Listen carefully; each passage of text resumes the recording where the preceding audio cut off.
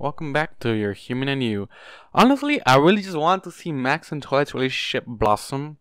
And the only one stopping that is Twilight's nerves, and which is pissing me off. Also, for the people that want me to start reading slower, I'm gonna say if I'm having fun and just enjoying the story myself, I'm just gonna read however I want to read.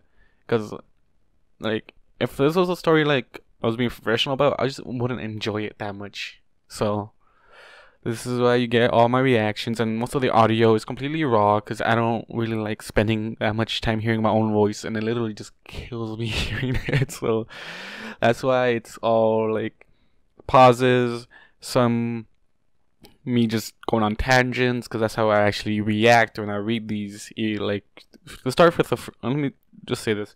When I started off with Derpy Meets the Doctor, since that was technically the fanfiction I wanted to read to start off this channel, I literally edited that out somewhat professionally, I would say. And after a while, I just but I was really dedicated to that reading. Literally, I was in Disneyland and I edited that shit. What the fuck? It was crazy. Anyways, it was a great time. Back in the beginning of the channel. Anyways, let's hop into chapter 45. Tainted Love and Poison. That does not sound like a good chapter. Well, I'll be damned, Primrose said, her eyebrows raised in shock. We had arrived back home in Ponyville in the early hours of the morning. The sun was just barely poking over the horizon when the train had pulled into the station and disembarked. No one was up and about yet, allowing us a silent and undisturbed walk to the library. It appeared that it had snowed more in Canterlot than it had in Ponyville. As the snow was barely up past my ankles, the roads had been cleared and several large snow piles dotted to the sides of the streets. Several large snow piles dotted the sides of the streets. A couple of them looked like the foals had gotten into them and made little snow forts. Tiny snow ponies rested beside those forts, half of them already destroyed. Oh, snow ponies, I was like, what? Nearing the library, it was easy to see that Spike had kept the main walkway clear of snow, and even had a lantern hanging by the front door for us. He had insisted on staying at the library while we were at Canterlot, something about showing Twilight how much sure he was. From the outside, the library had looked fine. Upon stepping through the door, however, we were met with a big surprise. Spike had managed to keep the place relatively clean. The floors had been swept, the shelves dusted and organized, the mail had been all stacked upon Twilight's desk for her later inspection. A small fire was crackling away in the fireplace, heating up the room and helping us warm up from our walk through the cold. The fact that everything was in order and the library was clean wasn't what had caused us to stop in shock, however. It was what or who was currently sitting in the center of the room, staring at us with her head cocked to the side.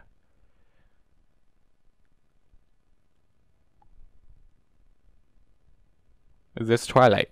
Max, this is the question. Is it Twilight?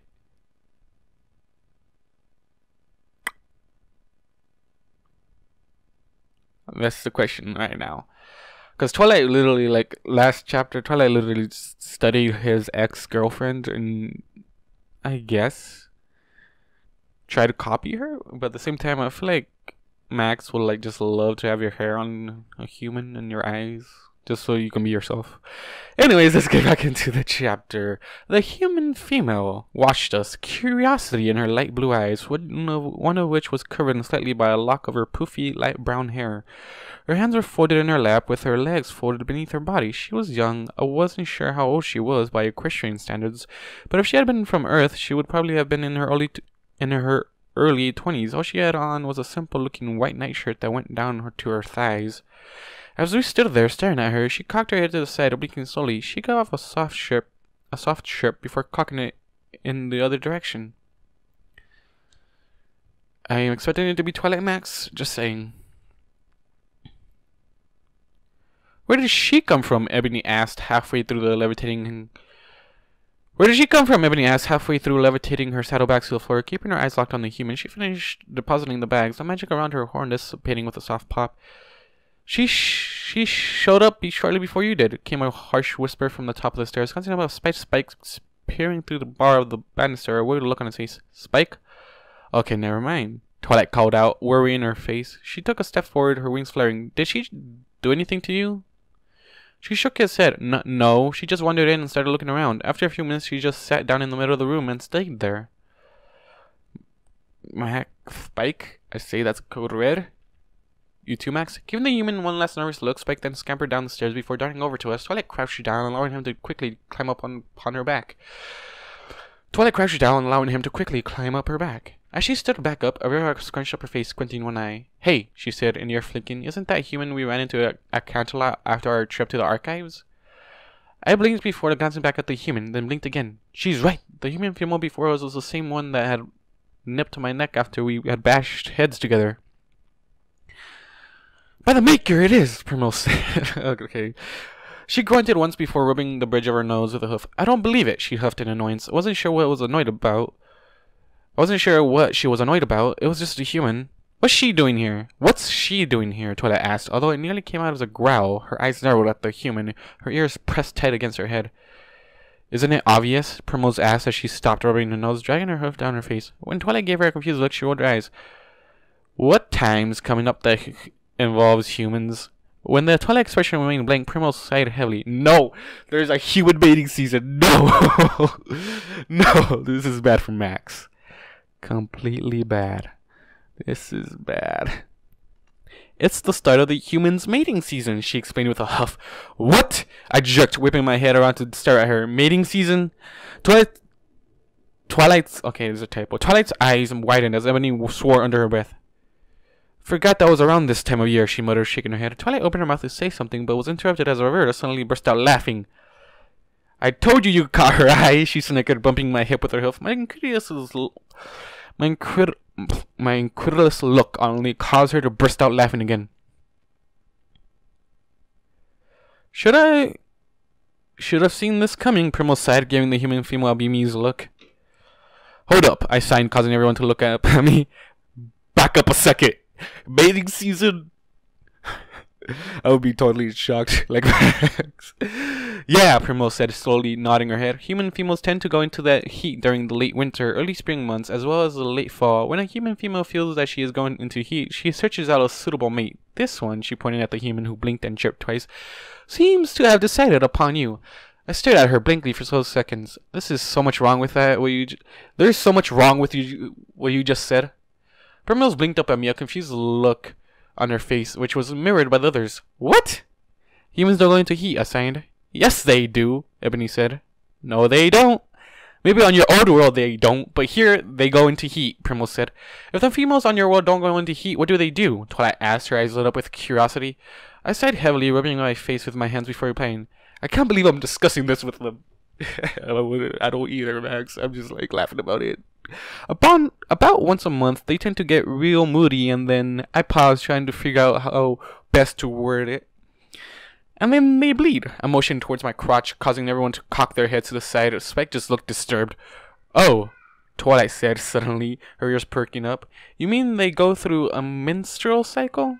What the heck does that mean? Similar to what the minotaurs go through, the bleeding occurs due to the body shedding the endometrium, or uterine lining, right in the body of the unused egg. That's actually a very interesting and startling contrast between your species and Equestria's females.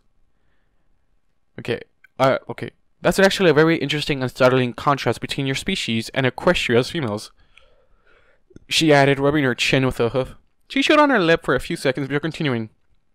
Well, regardless, the humans here in Equestria did go into heat. While it is possible for a human to be impregnated outside of their breeding seasons, it is highly unlikely and almost never happens. It is guaranteed, however, should they be inseminated during heat. Wait, are they gonna force Max to do it? This is like something like Max should like be worried about. Okay, I signed quickly, cutting her off before she got rolling. That is way too much information for me, and I'll just go with humans in Equestria, have a heat cycle, and leave it at that. Okay, Max, whatever it is, I'm cold. God bless it, winter. I love you, but I hate you at the same time. What fun is it if you get pregnant at any time during the year? Aurora muttered, scratching at her ear with a hoof. Although that does explain how you have so many humans running around on your planet. Shut up, Aurora. Is it Aurora? Yeah, shut up, Aurora. I think we're getting off topic here, Ebony chimed in. What are we going to do about her? She pointed a hoof at the female human who, through her discussion, hadn't moved from her spot, still watching us curiously. Upon Ebony motioning towards her, she pricked up, cooing softly. Well, she doesn't have any markings on her, Primrose muttered, scratching her neck with a hoof. We can take her to the local pound. They'll send out a notice for any pony who might be looking for her. If no pony claims her, she'll be put up for adoption. The Apple family usually adopts the females for breeding, Twilight added, nodding her head. While they were talking, the female stood up, wincing when she put pressure on her feet. While they were talking, the female stood up, wincing when she put pressure on her feet. Glancing down, my eyes widened in shock when I saw that the bottoms of her feet were covered in dried blood. Noticing it as well, Ebony's eyes widened and she whistled softly. Shows how much she wanted to get to you. Oh shit. That's determination. Okay, Twilight's gonna be so mad about this. I mean, Max is just gonna be denied this. Ugh. Shows how much she wanted to get to you, she said. Looks like she walked all the way from Canterlot. Probably sliced her feet up climbing down the mountain. Yup, Averba nodded. She totally wants your offspring. I glared down at her, causing her to snicker again. You could just mate with her, she continued. It will make her happy and be a great stress relief for you. Twilight opened her mouth to say something, an affronted look on her face, but I beat her to it. Yeah, Twilight was about to say something.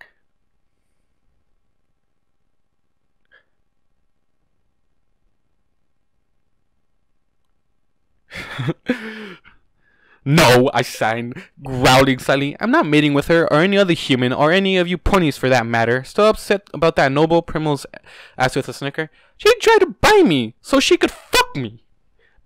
That's the nobles for ya, Primrose said with a shrug. Sighing heavily, I turned back to look at the human, only to pause when I caught Twilight staring at me with an odd look on her face. However, when I glanced at her, she looked away, her ears playing backwards as a small frown touched her face. She wanted a D.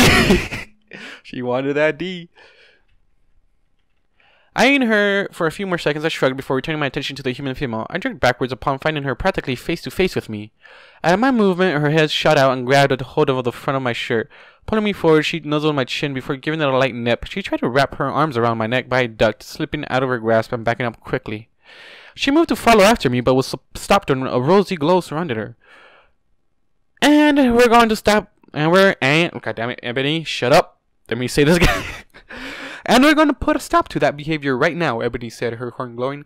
I shot her a thankful look as the female began to struggle against the magic. She chirped loudly, head whipping around as she tried to figure out what was going on. Well, Ebony sighed, lifting the human into the air. I'll just take her down and drop her off at the pound. Don't wait up. Turning, she opened the front door and trotted off. The female struggled in midair, her chirps turning to growls and yelps as she thrashed her limbs around, trying to get free. Her shirt slipped up, exposing herself. Son of a bitch, I thought, my face flushing as I got a full view. Staring longer than I should have, I finally turned my head away, cheeks red. The human continued struggling even as Ebony carried her through the door, twisting in midair. She wailed loudly, reaching out her arms in futile attempt to reach me. She let out one last shriek before, with a loud thud, the library door shut, muffling her noises. Those of us who remained just stared at the closed door, bemused looks on our faces. That was weird, I eventually signed, and slightly disturbing. That was a human female instinctively trying to guard her mate against potential rivals, Primrose grunted, using her wings to remove her saddlebags.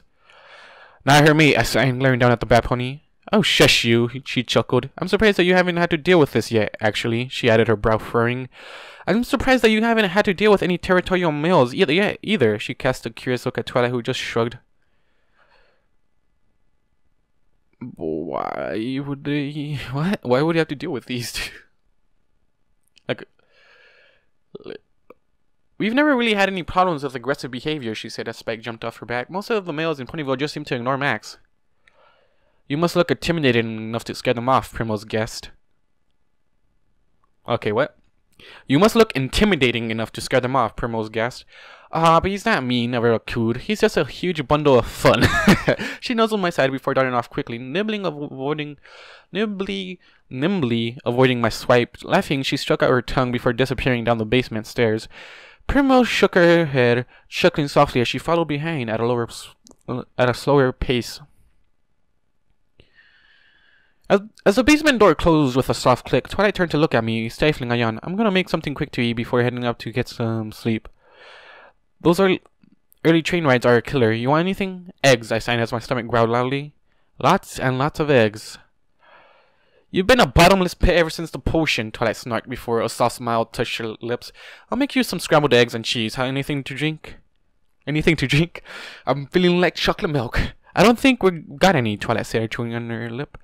Although I think we have the ingredients to make it. I'll get started on breakfast while you finish unpacking. As she headed into the kitchen, I turned towards our bag, scratching absent-mindedly at my stomach.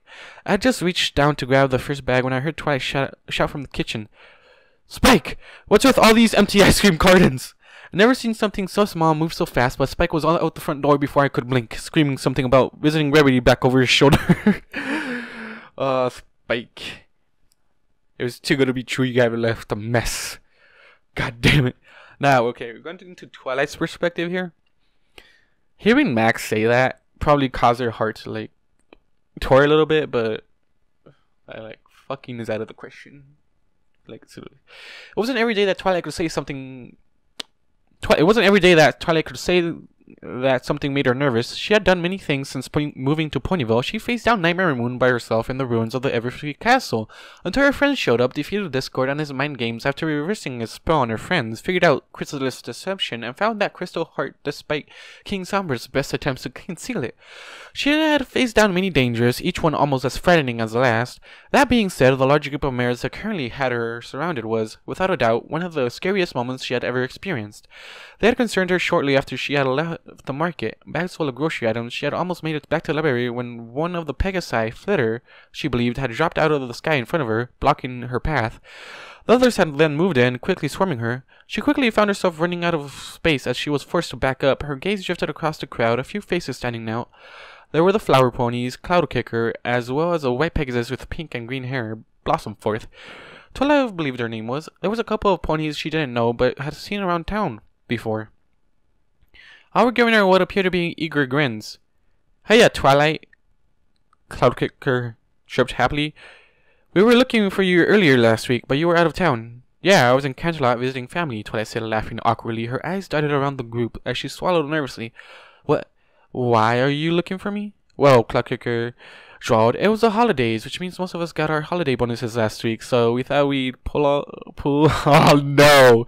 No. No. No. No. No. I'm just over here. No. This is like Twilight's like worst nightmare, and Max is gonna run for it if this happens. Okay, which means most of us got our holiday bonuses last week, so we thought we'd pool our bits and buy ourselves a little special treat.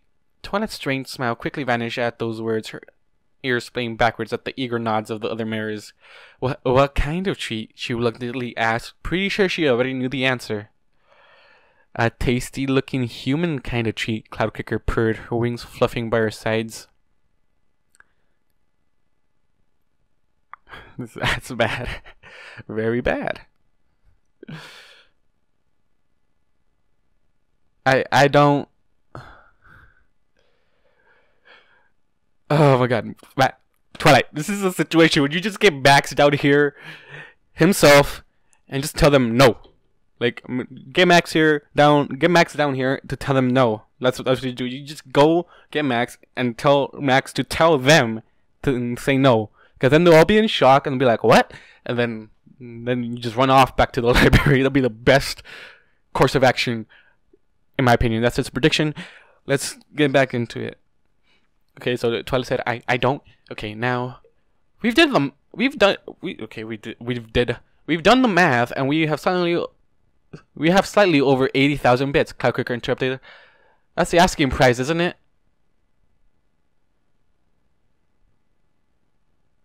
Max, seriously, 2 billion bits and these fees. God damn it. Why do you want Max? Twilight stuttered lamely. With that amount of bits, I'm pretty sure that you could get several humans from Applejack. Oh no. This is like the one thing, like, what? Like, this is the response, like, why do you want Max? And, like, Twilight stuttered lamely. With that amount of bits, I'm pretty sure that you could get several humans from Applejack. That's the thing. Twilight loves Max, and there's no way that he's gonna give him to you, crazy mares, okay? Especially when he said he's not gonna even fuck any pony or anyone. Okay. I'm gonna continue. Because your human is better, Cloudkicker chirped. Don't get me wrong, Applejack's humans have their merits, but yours is unique. Twilight opened her mouth to argue, but Cloudkicker just kept talking. He survived a pit fight, which means he has stamina, and he hasn't had to be put down, so his temperament is good. He's face down Manticore, so he can be rough, yet he's also good with foes, also we don't have to worry about him being too rough. Plus, she added a strange gleam in her eyes, he's not that bad looking either. At that, the other mares began to add their 2 cents. Lyra was chasing him, and she's obsessed with humans, so he has to be good. Okay. What? What? Lyra is some pony you shouldn't really trust when it comes to humans. I should never mind. That's reverse psychology at my point. Anyways, I've seen the way he interacts with Rainbow Dash.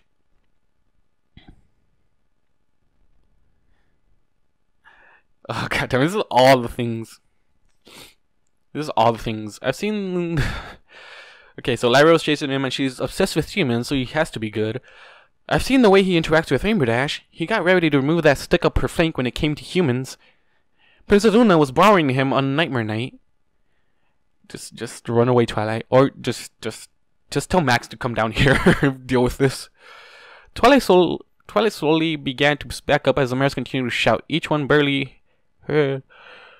Oh goddammit, I feel so bad for Twilight at this situation. This is technically like a bunch of stress Max is technically putting on her, but Max is hers. So there's ownership, but there's also like a best friend thing going on here. Twilight slowly began to pack up as the mares continued to shout. Each one barely heard above the other. Suddenly her flank bumped into something large, causing her to squeak in surprise. Tail tucked between her legs, she whipped around only to freeze when she saw who had bumped into. Breathing a sigh of relief, she looked up at Max's face, a small smile touching her lips. The relief turned to confusion when she saw that he was holding a signpost over his shoulder. The squabbling group fell silent as they took notice of the human standing before them. The smile on Cloudkicker's face grew, and she took a step forward, licking her lips.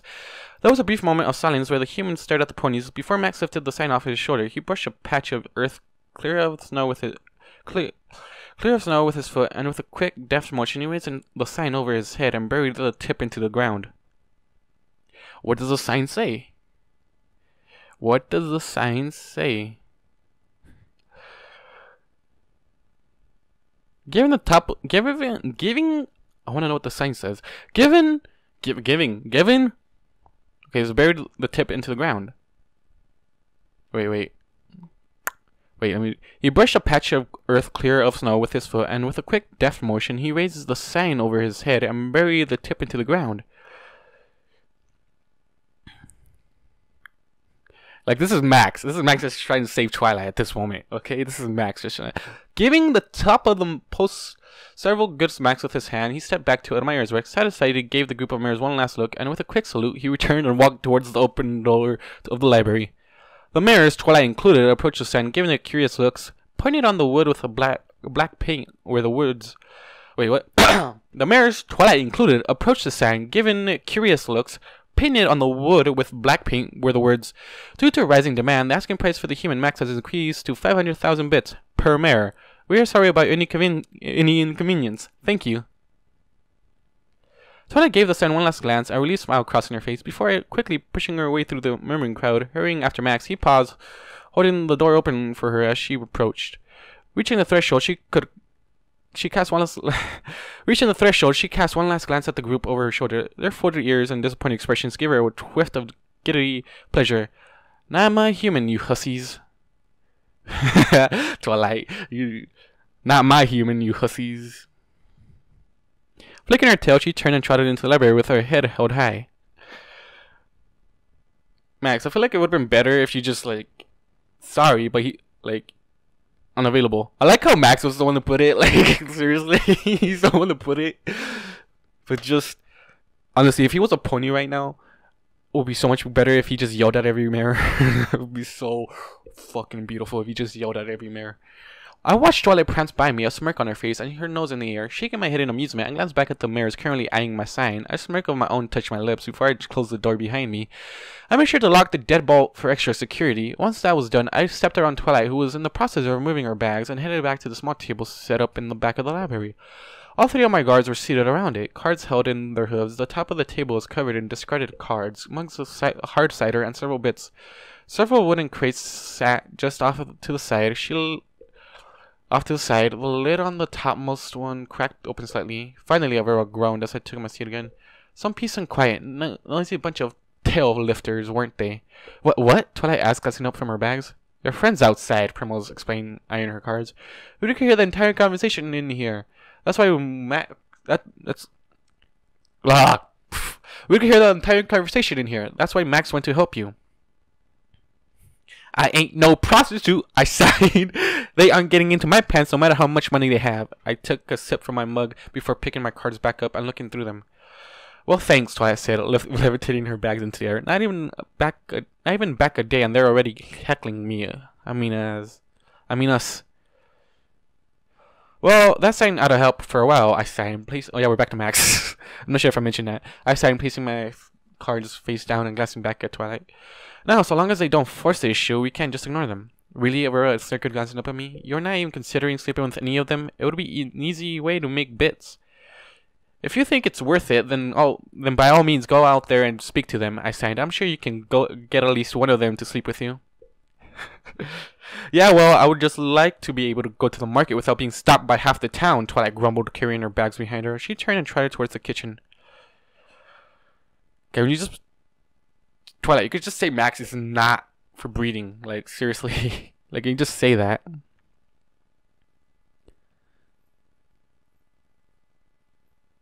Twilight grumbled, carrying her bags behind her. She turned and trotted towards the kitchen. Okay.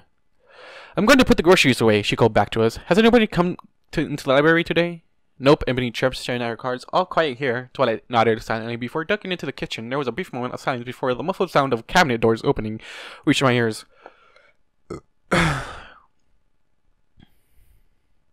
Right, where were we? Aurora asked, turning back to her cards. I believe we were about to find out who lost it this round, Primrose spoke up, taking a sip of cider. Alright, Aurora said, throwing down her cards. Let's see what you got. The rest of us laid down our cards, revealing our hands. There was several seconds of silence as we glanced at each other's cards before Primrose swore explosively. Looks like you have the low hand, Aurora snickered. Primrose grumbled, glaring down at her cards. Do you want to choose, or do you want it to be random? Do you want to choose, or do you want it to be random? Ebony asked, her horn lighting up. Primrose was silent for a brief moment before sighing. Random, please, she muttered, slumping in her chair. Ebony nodded before turning to focus on the crates beside us. A rosy glow surrounded the lid of the top crate, which slowly lifted up. The tinkle of glass was heard before a bottle of light blue liquid was pulled out from within. Here you go, Ebony said, levitating the bottle over to Primrose. She took it in her hoof, staring at it solemnly. The blue liquid glowed softly, bubbles slowly drifting to the surface. Sighing again, Primrose grabbed the cork with her teeth, pulling it out with a loud pop. I hate you all, she growled, before putting the mouth of the bottle to her lips and throwing her head back. Draining the bottle in several large gulps, she lowered it, licking her lips before grimacing. Bitter, she said, but froze as the words left her mouth. Instead of her normal voice, she had spoken, what can only be described as a squeaky, helium-filled voice. River jammed a hoof to her muzzle, trying to stifle her laughter. Ebony was just looking at the Primrose, a large smile on her face. I was just sitting there, wondering if she would let me put a red shirt on her with a yellow A on it. Alvin. I understood that reference. Well, this is certainly better than expected, Primrose squeaked, causing Aurora's laughter to increase. Certainly better than the previous potion. A few hands back, where she had lost, Primrose had drunk a potion that caused her to further fluff up, making her look like a giant furball. It had been hilarious, and we had to pause the game until the potion had worn off and her fur returned to its normal length. While sorting through some of the random stuff in the storage room of the library, Ebony had found a box full of potions that Twilight had made. I assumed that she had moved them up here when she had cleared out the basement for me, and I assumed that she had forgotten about them. Seeing as it had been a slow day at the library, we had decided to make use of the potions to entertain ourselves. Setting up a table and getting some drinks, we had sat down and started playing cards. However, instead of bidding bets, the loser had to drink a random potion.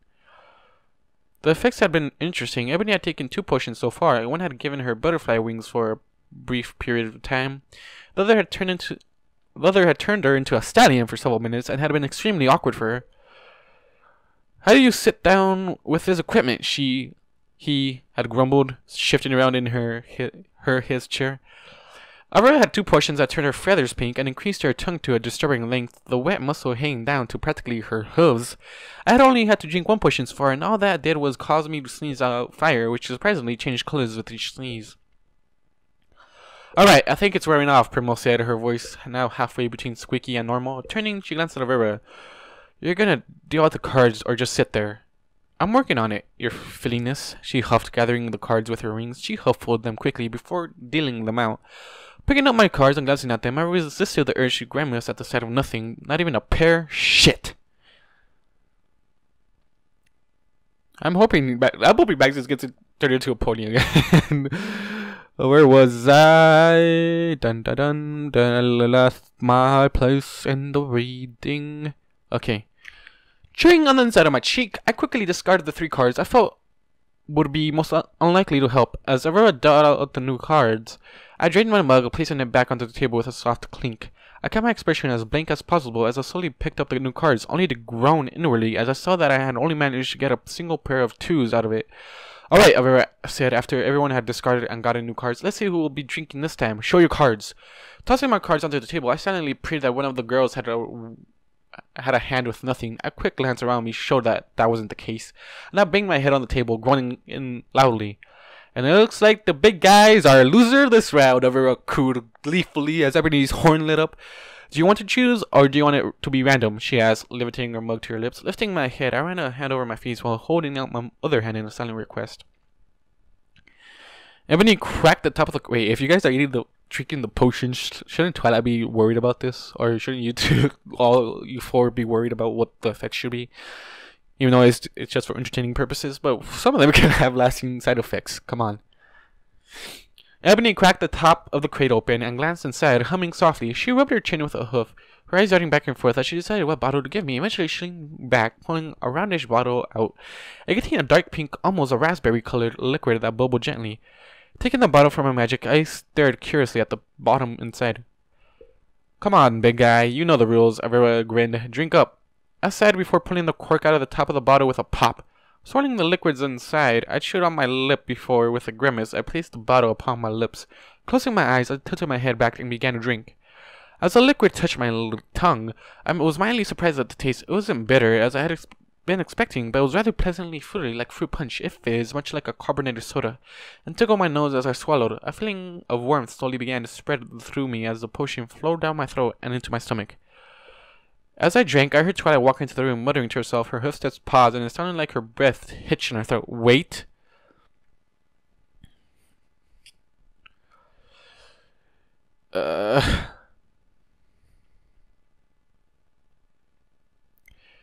Finishing off the potion, I lowered the bottle as I let out a small burp. I had just started to open my eyes when I was tackled sideways off of my chair and onto the floor. I grunted in pain as the pony that had tackled me landed on top of me, hooves digging into my stomach. "What the buck do you think you're doing?" Twilight screamed from her perch on top of me. I tried to glance up at her, but my gaze only got to her stomach before she quickly shoved her hoofs in front of my eyes.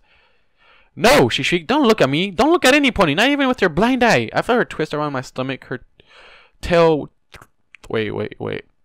Were we staring at her? Twilight screamed from her perch on top of me. I tried to glance up at her, but my gaze was... Okay, what is this? What is this? What is this, Twilight? What is this? What is this spell? I'm gonna re-say that. Oh, now. I grunted in pain as the pony that attacked me landed on top of my hooves, digging into my stomach. "What the buck do you think you're doing?" Twilight screamed from her perch on top of me. I tried to glance up at her, but my gaze only got to her stomach before she quickly shoved her hooves in front of my eyes. "No!" she shrieked. "Don't look at me! Don't look at any pony, not even with your blind eye!" I felt her twist around my stomach, her tail thwacking against my leg. Give me a piece of cloth," she ordered someone. "What for?" I heard her ever ask, clearly as confused as I was. I had no idea what had set Twilight off, but I was getting rather annoyed now. The hooves digging into my stomach didn't help matters either. "Don't ask questions, just do it," Twilight snarled and unstated. "You twit," clearing her. Twilight snarled and unstated, "You twit." clear in her voice. I reached up to push her hooves off of my eyes, but she batted my hands away with her magic. No, she snapped, restraining them. Twilight, what's going on? I heard Primrose ask. Thank you, I'd like to know myself. I growled softly, very annoyed now. Without my hands, I couldn't speak, which was beginning to feel really restricting. I attempted to roll to the side to throw Twilight off of me, but her next words caused me to freeze. He drank love poison. Love poison. He drank love poison. Love poison. Okay, so now that's when it comes. Twilight said, her voice sounding tense. That means that the next living thing he looks in the eye, he'll fall madly in love with, to the point of obsession. If he kisses it, the effect becomes permanent. That's why we need the cloth. We need to blindfold him until the poison wears off. And just like that, I was no longer trying to escape. Oh shit! Underneath Twilight's hooves, I still had my eyes closed. Great. Just great. The last thing I needed was to fall in love with the next creature I looked at, especially with all the mirrors out there trying to get in my pants. Why did you give him love poison? I heard Twilight ask. We didn't know it was love poison, Ebony answered, sounding like she was still at the table. Every other potion in the crate was harmless. Why do you even have a love poison? The Crusaders, Twilight sighed. They made it over a year ago for one of their adventures. Needless to say, it didn't go as planned, and they learned their lesson, but they had some left over. I confiscated it and placed it in with my other potions after clearly labeling it as dangerous. I heard Ebony chuckle sheepishly, shifting in her chair. Yeah, we might have removed the labels to make the game more interesting. You're lucky I don't keep any real poison around the library, Twilight growled. I felt one of her wings brush against my side, causing me to shift slightly due to the tinkling sensation. Will you stop moving? She asked. I growled, snapping my teeth, unable to speak or move my arms. That was the extent of my ability to communicate. Quiet, you, Twilight huffed. You're lucky I stopped you before you looked at any of your guards. I can't believe you'd do something like this, especially after that incident in Canterlot. I thought you were growing up, but you're still that immature little brat that's just sent me in a crate, aren't you? By her tone of voice, I knew she was just teasing with the last part mostly. Shrugging my shoulders the best I could, I stuck out my tongue and blew a raspberry. I said, quiet, Twilight said, failing to stifle her giggles. Slowly, the tension in the room began to fade. I felt the tip of Twilight's wing brush against my face, gently pushing my jaw closed. I lingered only for a moment before she retracted it. There was a flutter of wings, followed closely by a clatter of hooves as someone landed beside me. Here's the blindfold. I heard a slur through clenched teeth. Okay, yes, okay. I was like, accent, what? There was a brief pause before I felt something soft wrap itself around my head slowly. Covering my eyes, taking no risk, I kept my eye open. Darkness met my gaze, my vision blocked by the blindfold now around my head. There, Twilight breathed, shifting around on top of me. That should do it. Now you just need to keep that on until the poison wears off. I grunted as her weight lifted off of me, her tail brushing against my nose as she apparently turned around. I'm not sure if the age affects the strength of the poison, she continued. Let's go with 3 hours just to be safe. What are we supposed to do now? The big guy can't play cards blindfolded. A row gumbled, her voice coming from beside my head. There was the sound of magic being used, following by something hard hitting something soft, and the tinkle of glass striking glass. Aurora grunted in pain. The wind, leaving her lungs. You three are going to go downstairs and relabel all those potions correctly, Twilight growled. How are we supposed to figure out which one's which? Aurora asked, her voice sounding strained. I don't know, Twilight huffed. Sample them if you have to. Just figure it out. There was the sound of scraping magic being used at the clap of hooves before the basement door swung open. The sound of hooves marching down the stairs echoed around the room before the door apparently closed with a click. I sat up, feeling slightly disorientated due to my lack of sight. I was not only mute, but now temporarily blind as well. Stumbling slightly as I got to my feet, I heard Twilight tisk softly. That was the only warning I got before I was lifted unexpectedly into the air. I yelped in surprise, struggling slightly before I heard Twilight speak. What am I going to do with you? She asked as I floated there. I wasn't able to tell if I was moving or stationary, as a sense of vertigo causing my stomach to flip-flop. I responded in what I thought was Twilight's general direction, and I heard her snort. No, you aren't allowed to be cute, she huffed. I'm trying to be mad at you. You're like a little fool who doesn't know when to keep his muzzle out of something dangerous. I thought you'd have been more cautious around potions, especially after the transformation one, but nope, here you are, drinking unlabeled potions just because you're bored? What possibly possessed you to think that was in any way a good idea? Suddenly, I was no longer suspended by magic and fell onto something soft, flinging around. I determined that I had been deposited onto the couch. As I sat up, the soft clap of hooves in front of me indicated where Twilight was. Because they belong to you, I replied as I made myself comfortable. The hoofsteps paused, and I got the distinct feeling Twilight was looking at me. What? She asked. The poisons belong to you, so they couldn't have been anything too bad, right? This love poison doesn't count as too bad, As she asked, something in her... Oh, that was Twilight. I thought it was Max's... Okay. This poison belongs to you, so you couldn't have been anything too bad, right? This love potion doesn't count as too bad, She asked, something in her voice sounding condescending. It wasn't made by you, though, I sighed. You were just storing it, and all the other potions were harmless. That's an awful lot of trust to place in me not making something bad, Twilight murmured, and I could practically hear her eyes rolling. Well, that's because I trust you that much, I sighed, leaning against the back of the couch. This was answered with a sudden squeak, followed by the sound of hooves stumbling. I frowned, glancing in the general direction of the noise. Are you alright? Twilight's just happy to hear that. Honestly, Twilight's just happy to hear that. Max. Okay, Twilight's perspective. Twilight's face flushed as she recovered from her stumble. Flexing her wings, she glanced back at Max, only to find him facing her, a small frown on his face. Yeah, I'm fine, she said, swallowing. She shook her head, trying to clear her thoughts. He trusts me that much. What if I had a hemlock or Bellapolydra in there? He's lucky I'm not like Zecora. Keeping her head low, Twilight climbed up onto the cushion next to Max. So, he sang, licking his lips.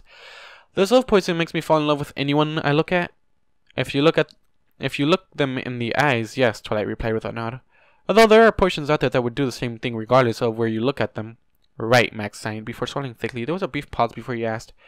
And I just need to keep this blindfold on for the next few hours, and I'm in the clear? Precisely, Twilight said with a nod before she remembered Max couldn't see. He shifted in place, clenching his hands in a nervous display. Upon glancing at him, Twilight saw that his entire body seemed tense, and he was trembling slightly. Are you okay? She asked. Yes, a brief pause, maybe. Yes, a brief pause, maybe. Another pause followed by Max inhaling. What happens if I accidentally look at someone? Well, you'd become obsessed with them, Twilight said, her eyes playing backwards, like to the point of being creepy. As long as you keep the blindfold on, though, that shouldn't happen. Let's say that it did happen, Max said, swallowing again. Is there a way to fix it? Max is thinking on the negative. Like, Max, yeah.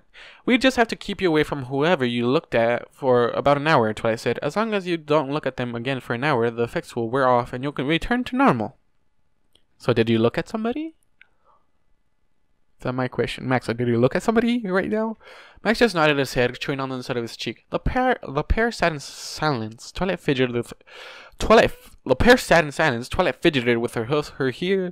ears flicking at any noise, while Max just sat there, blindfolded. Muffled voices came from the closed basement door. The guards on the other side trying to figure out which label went with which potion.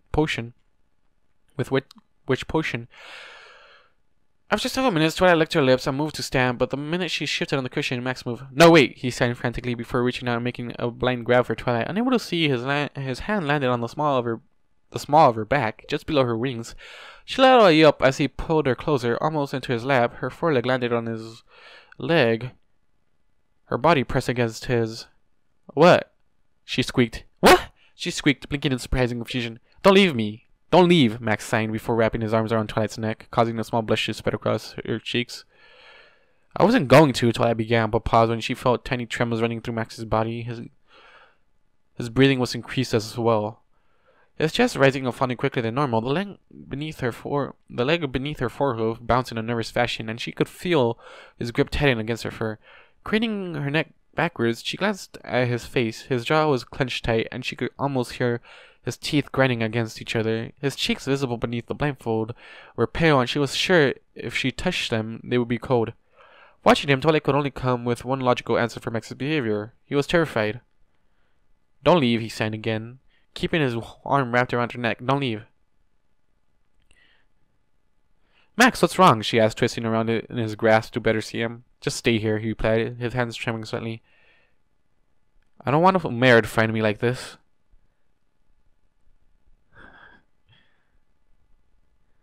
Yeah, that can be dangerous.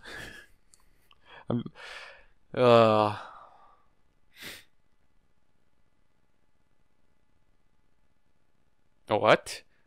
Oh, that's a surprising perspective that I didn't expect we were going to get into. It took a second for her to register what he has said, but when she finally did, Twilight's eyes widened in shock. He was asking her to stay with him so that he could drive off the other mares. Her human was asking her to protect him from the other mares that might possibly wander into the library to protect him from the mares that were trying to bed him. Another tremor through Max's body snapped Twilight out of her daze. Shaking her head, she turned and shot a glance towards the door. The deadbolt was already enabled, but she pushed a burst of magic down her horn, casting an anti-lock picking spell. The metal glowed blue for a moment before fading. Now no one was getting in unless she said so. Putting the blinds down over the windows, she flipped the library sign to closed. Another burst of magic, and a fire roared to life within the fireplace. It's the crackling flames beginning to warm the room. Max flinched at the initial lighting, but once he was aware of what the sound was, he relaxed. One last burst of magic, she saw a bug teleported into Twilight's hooves, and she cracked it open. As she snuggled up against Max, a small content smile touched her face. "I'm not going anywhere." She felt Max relax more at those words, and his grip around her neck loosened, letting go of her fur. He moved his hand up and began to pet the back of her neck, stroking it gently. This drew a hum out of Twilight, and she flicked her tail, wrapping it around Max's waist. With that, the pair settled down, making themselves comfortable as they waited out the poison together. Seriously, Twilight, like, right now, like every moment you get, you just don't like, if you're just gonna be reading a book, please tell me after you're done with it. Tell him. Also, surprise guest perspective from Lyra Heartstrings, guys. I don't know why I said it like that, but we're going into Lyra's mind, technically. Lyra sighed heavily as she dangled from her gurney, her eyes half-lit. There was a small itch on her right ear. However, due to the restrictive nature of the straitjacket that was currently hugging her body, all she could do to satisfy the itch was flick her ear. Her gaze drifted around the room, sliding over the thousands of pieces of paper clippings pinned to her walls. The red strings were still webbed around the room, but it was joined by blue strings as well. The orderlies had become concerned when she had started connecting different bits of info within the new colored string, and had quickly asked her what it meant. She had remained silent, which had only added to their concern. There was a talk of higher doses of medication, more trips to the psychiatrist, and even transferring her to Canterlot's mental hospital.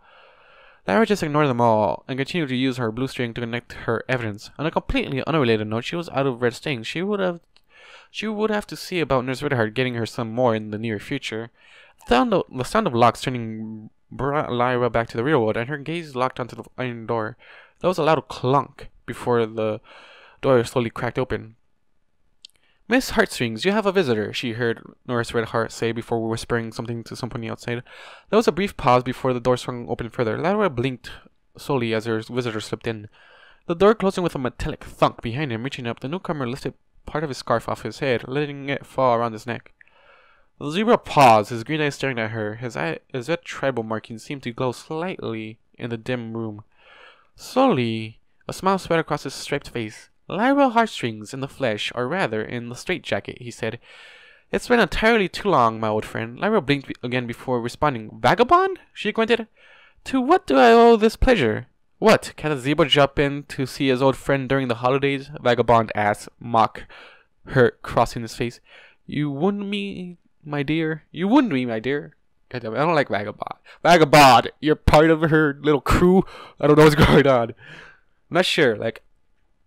"The holidays ended almost a week ago, old friend," Lyra sneered. So they did," Vagabond said nonchalantly. Slowly he began to circle the room, ducking under strands of blue and red. As he eyed the paper-covered walls, he paused in front of a large, hoof-made drawing behind Lyra.